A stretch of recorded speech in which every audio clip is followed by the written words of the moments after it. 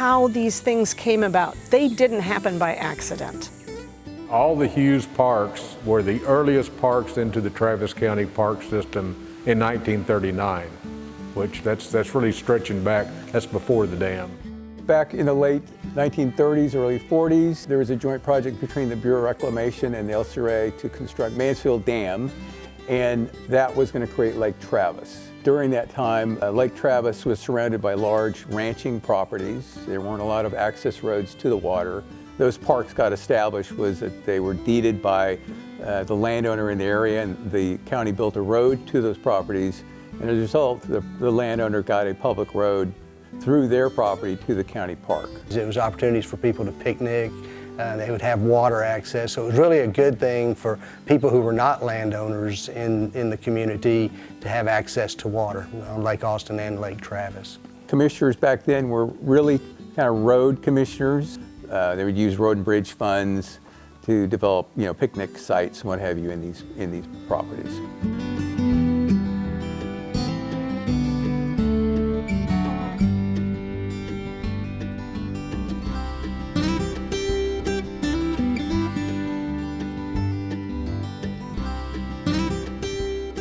The Hughes family was an early family in the Marshall Ford area.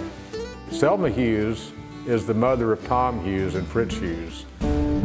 Tom Hughes Park, which is upstream from Mansfield Dam, below an area called Comanche Peak.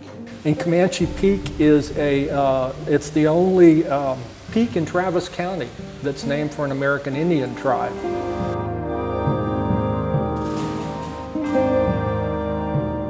We've been working with the Travis County Historical Commission. They have submitted an application to Texas Historical Commission to designate that site as a historic site. This marker is more centered on the geographical importance of Comanche Peak to the Comanche Nation, and it kind of ties their geography into the history without all the tellings of clashes and battles and everything else. I mean, Defeat Hollow was a small skirmish, probably one of the last, if not the last, in Travis County between the Comanche. But this marker is going to highlight a positive aspect of Comanche and Native American history. I think that's very important. That the Comanches had a trail system that wound through the area and came over the top of Comanche Peak. The Comanches in general and other Native American tribes used high peaks for line of sight navigation, both to see it in the distance, but also when you get up there, view is spectacular. We talked about Defeat Hollow, and the first question was, well, who won? And I said, well, it was a draw.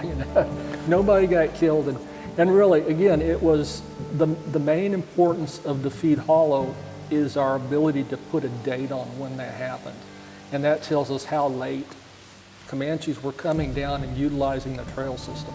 So we were into Texas Reconstruction period, and we've got Native Americans, presumably Comanches, that are still coming down into that area. So that was a piece of Travis County history we just didn't have documented. I think as we grow and as more and more open space basically gets developed and filled in with homes and shops and roads, the real legacy is the preservation of those special places for the public. We're literally making this investment for the public to be able to enjoy it. And I think that's the greatest legacy of the whole park system in Travis County.